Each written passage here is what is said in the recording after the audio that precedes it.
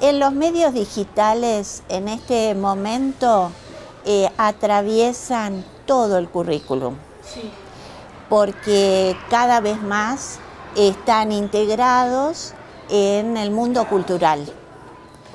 Por lo tanto, no se puede obviar, pero sí hay que tomar en consideración aspectos muy específicos.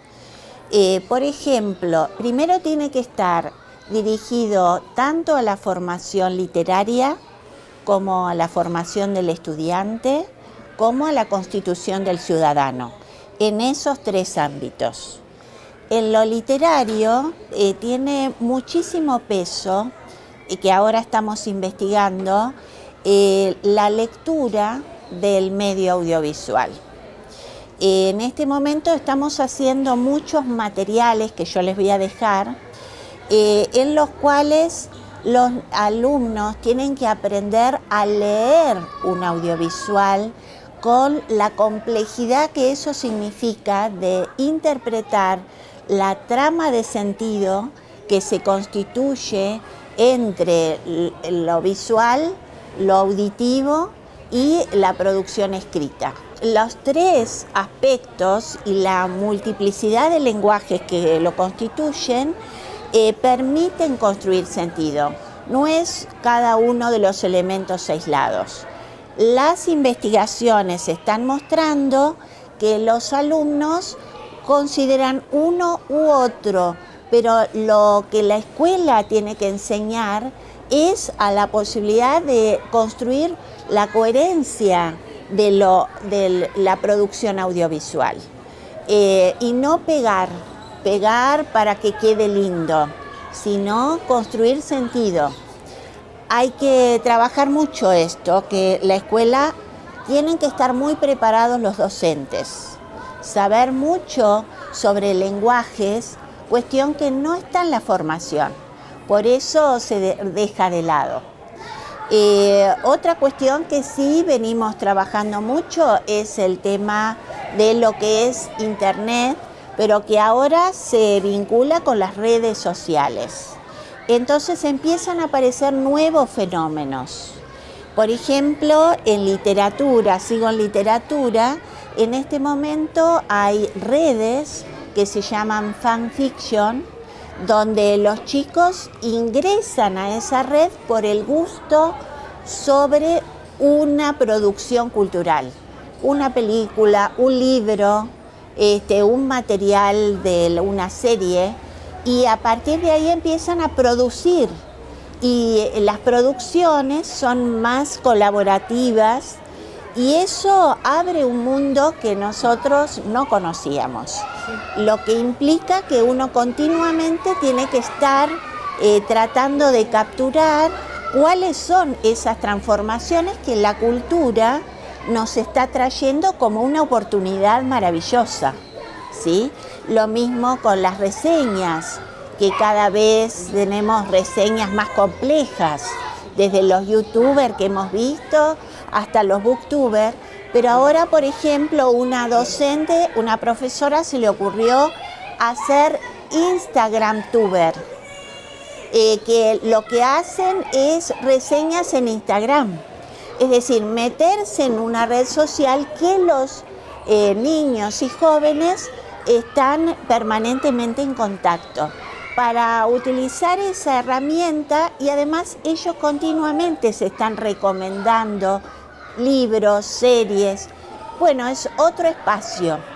Es decir, que hay que estar atento porque es inimaginable lo que puede crecer en ese sentido, ¿no? Y finalmente una cuestión parece viejo lo que voy a decir, pero la escuela no lo toma, que es el papel que tiene el procesador de texto.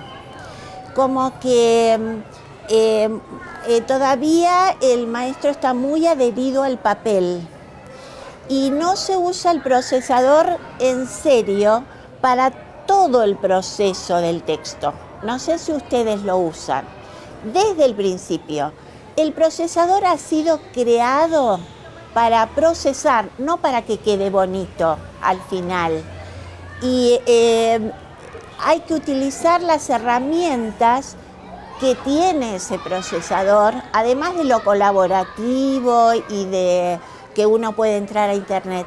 El procesador en sí mismo, para ayudar a que el alumno aprenda a que eso es un proceso de construcción, que él puede ir haciéndolo cada vez más autónomamente. No lo veo tan claro en la escuela. La escuela lo usa para pasar en limpio, pero le falta mucho trabajo. En primer lugar, la actitud como padre sería primero entender qué están haciendo. Hay muchos mitos acerca de que eso es malo y muchas veces la escuela favorece eso y dice el control.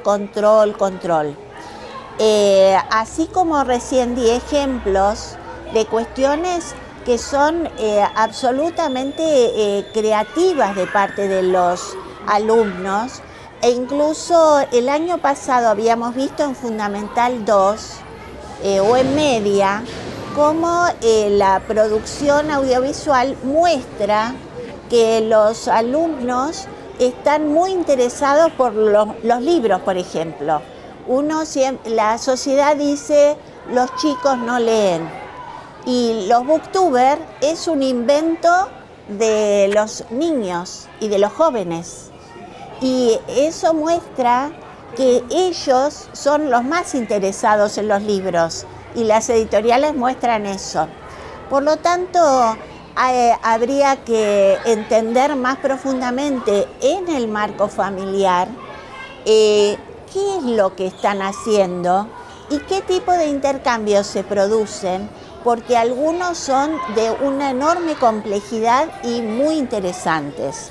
También sucede con los videojuegos, que hay videojuegos que requieren un pensamiento muy complejo y es necesario interactuar con los jóvenes para conocer cuáles son los desafíos que eso implica, ¿sí? Por lo tanto, más que primero pensar en el control, primero pensaría en compartir y conocer. Y la escuela podría también incluirse en este camino, porque muchas veces también la escuela piensa su currículum, pero no piensa de dónde vienen esos alumnos, cuál es el camino que vienen construyendo. Lo que muestran unas investigaciones que les voy a dejar de 30 países, están investigando sobre cuáles son los usos que realizan los jóvenes de ahora. Hicieron encuestas y muestran que hay muchos usos que los adultos desconocemos en absoluto. Es algo que nosotros nos compete, tenemos que conocer y a partir de ahí pensar críticamente. No es tanto eso no, sino pensar con el joven cuáles son las intenciones. También uno tendría que pensarlo frente a la publicidad, por ejemplo, ¿no? O frente a los diarios. Es decir, un lector crítico, dice David Olson, es aquel que puede entender cuáles son las intenciones del autor para generar algún efecto en el lector. Entonces, si yo censuro, no sé por qué, el joven no va a saber por qué. Es necesario entender qué medios y qué intenciones está utilizando el productor, qué efectos quiere ejercer en mí. Eso es lo que va a ayudar a crecer a los jóvenes, ¿no? Tanto en la escuela como los padres también hay que plantearlo.